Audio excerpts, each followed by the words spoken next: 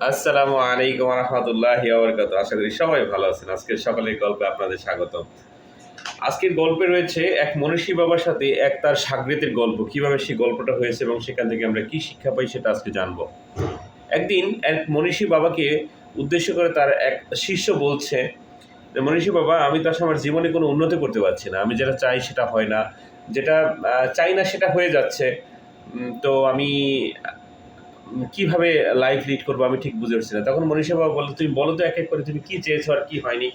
তো মনীষী বাবাকে উদ্দেশ্য করে তার শিষ্য বলছে, "আমি চেয়েছিলাম ভালো একটা চাকরি, আমি আমার পরিবার নিয়ে থাকবো। আমি আমার বাবাকে আ আমার কাছে রাখবো এবং তাকে একটা গাড়ি কিনে দেবো সেই বেতনের টাকা দিয়ে। আমার সেটা হয়নি। আমি চেয়েছিলাম আমার ব্যক্তি জীবনে আমার কাছে সবচেয়ে ভালো, ভালো অফারগুলো আসুক, চাকরির অফারগুলো আসুক। সেটা আমার ক্ষেত্রে হয়নি। আমি চেয়েছিলাম ভালো একটা বন্ধুমহল, যে বন্ধুমহল থেকে আমাকে সবসময় ভালো, ভালো ইনফরমেশন দেবে, ভালো, ভালো আ আমাকে কথা বলবে। কিন্তু আমি সেরকম একটা বন্ধুমহল পাইনি। আমি পাইনি একটা সমাজ, যে সমাজ আমি চেয়েছিলাম সেই সমাজের মধ্যে কোনো বাদ-বিরঙ্গ, কলহ থাকবে না এমন কোনো সমাজ পাইনি। আমি বিভিন্ন জায়গা থেকে প্রতারিত। তো আমি আসলে এই সমাজের সাথে খাপ মিলিয়ে বা তাল মিলিয়ে চলতে পারছি না। তো আমাকে আ আমার কি করা উচিত বা আমার কিভাবে কি থাকা উচিত? তো গুরুজি কিংবা মনীষী বাবা সে বলল, "আচ্ছা ঠিক আছে, তোমার গল্প আমি বুঝতে পারছি। তুমি কালকে ঠিক সকাল ৭ঃ০০ বাজে যখন ভোর ৭ঃ০০ অথবা ভোর ৬ঃ০০ টার দিকে তুমি আমার গার্ডেনে চলে আসবে। আমি এখানে অপেক্ষা করব তোমার জন্য।" গল্পের এখানেই মেইন মোড় আপনি খেয়াল করলে দেখবেন, মনীষী বাবা সকাল ৬ঃ০০ বা ৭ঃ০০ র কথা বলছে। অর্থাৎ আপনাকে টাইম সেন্স শেখানোর চেষ্টা করছে। আপনি সময়ে বুঝে যখন তখন আপনি আপনার আ প্রবলেম সলভ করতে যাবেন, যখন তখন আপনি আপনার যেকোনো কাজ করার জন্য হাত দিবেন, এটা হবে না। প্রত্যেক জিনিসের একটা সময় আছে, প্রত্যেক জিনিসের একটা টাইম সেন্স আছে। তো মনীষা বাবা টাইম বেঁধে দিলেন, টু দ্য টাইমে ওখানে থাকতে হবে। তো যথারীতি যেই কথা সেই কাজ। পরের দিন ঠিক সকালবেলা, শীতের সকাল, চলে গেল শিষ্য মনীষীর বাসার আ গার্ডেনে। গার্ডেনে যাওয়ার পর মনীষী গার্ডেনে একটা পাশ থেকে মনীষী তার শিষ্যকে উদ্দেশ্য করে বলল, "তুমি এখান থেকে সামনের বাগানটা অনেক বড় আমার।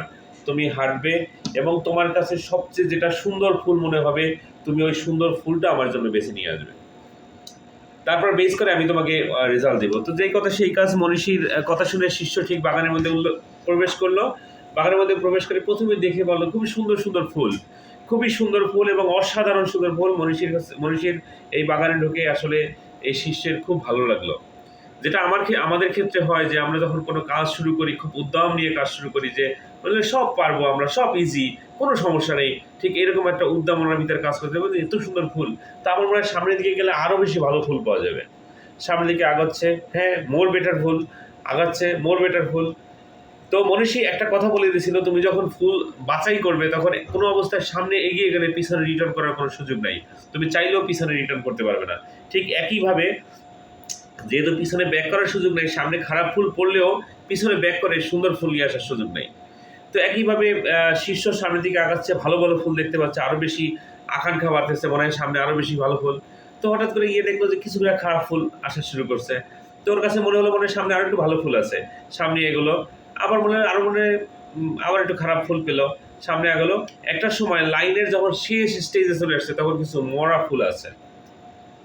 কি ফুল? কিছু নেতিয়ে যাওয়া ফুল। যেই ফুলগুলো ১ম দিকের ফুলের চেয়ে খুবই দুর্বল এবং দুর্গন্ধযুক্ত। এখানে ভালো কোনো সুঘ্রাণ বা ফুলের যে যৌবন, সেই যৌবনটা নেই। যেহেতু মনীষী বলেছে তোমাকে একটা ফুল বেছে নিয়ে আসতে হবে, তাই কিচ্ছু করার নেই। ঠিক ওরকম একটা মরা ফুল মনীষীর কাছে নিয়ে আসলো এবং তার শিষ্যকে বলল, "তুমি কিছু বুঝতে পেরেছ?" শিষ্য বলল, "না।" আসলে তুমি এখন বর্তমানে যেই স্টেজে আছো, যে অবস্থায় আছো, এটাকেই তুমি ধারণ করে সামনের দিকে এগিয়ে যাও। ভবিষ্যতে কি হবে, তুমি কিভাবে চলবা, তার জন্য পরিকল্পনা থাকতে পারে। তার জন্য ভেঙে পড়লে চলবে না। আজকের গল্পে অনেকগুলো লিসন। এই লিসনগুলা থেকে আপনি কি শিক্ষা পেলেন? অবশ্যই ভিডিও শেষে জানাবেন। সবার সুস্বাস্থ্য এবং দীর্ঘায়ু কামনা করি। আসসালামু আলাইকুম।